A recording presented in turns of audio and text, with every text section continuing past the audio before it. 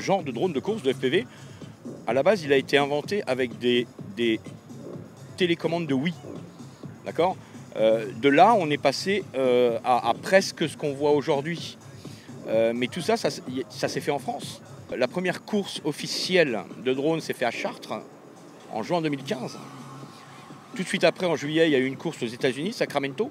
Ce qui a fait que les Américains, il y avait déjà des pilotes aux États-Unis, ils ont vu que c'était bien, donc il y a des grands industriels qui ont mis de l'argent. Donc un d'eux, le patron des Miami Dolphins, qui a mis 1 million d'euros sur une ligue. Et là-dessus, ça a commencé vraiment à monter en sauce. Au début, on s'entraîne à déjà réussir à bien voler, à réussir à voler où on a envie. Et en fait, au final, c'est journalier, enfin, c'est au minimum 3-4 entraînements par semaine.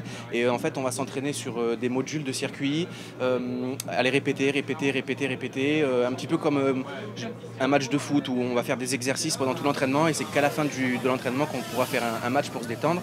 Quand on prétend à faire des races, et de plus en plus, parce que les races sont de plus en plus professionnelles, j'ai jamais été compétiteur dans ma vie dans le sport, mais j'ai l'impression que ça s'en apparente vraiment à un sport. C'est-à-dire qu'il y a un mental à gérer, il y a une course à gérer, un événement, une machine à préparer, plusieurs machines.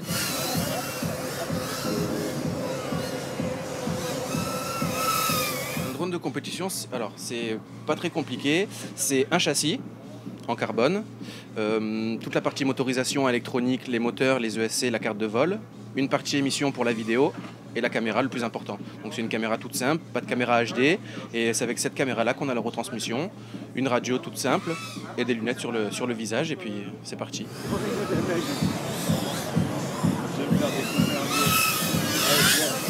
Ces drones-là, on va dire vitesse maximum, ça va être entre 70 et 80 km/h, vraiment maximum. Sur les gros drones qu'on a en compétition, ce sont des drones qui sont ce qu'on appelle des classes 200. On est sur des vitesses beaucoup plus rapides, c'est-à-dire 150 km/h, 160 km/h en pointe. C'est pas tellement la vitesse de pointe nous, qui nous importe, c'est surtout l'accélération. C'est des machines qui vont de 0 à 100 en une seconde. C'est pratiquement instantané la vitesse max, et c'est ce qu'on recherche. Ça a amené à se professionnaliser. Il y en a déjà qui sont professionnels, qui sont sur des ligues, qu'elles soient asiatiques, américaines et bientôt en Europe.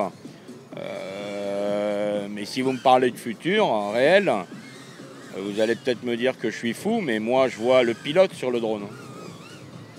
On est déjà en train de le faire.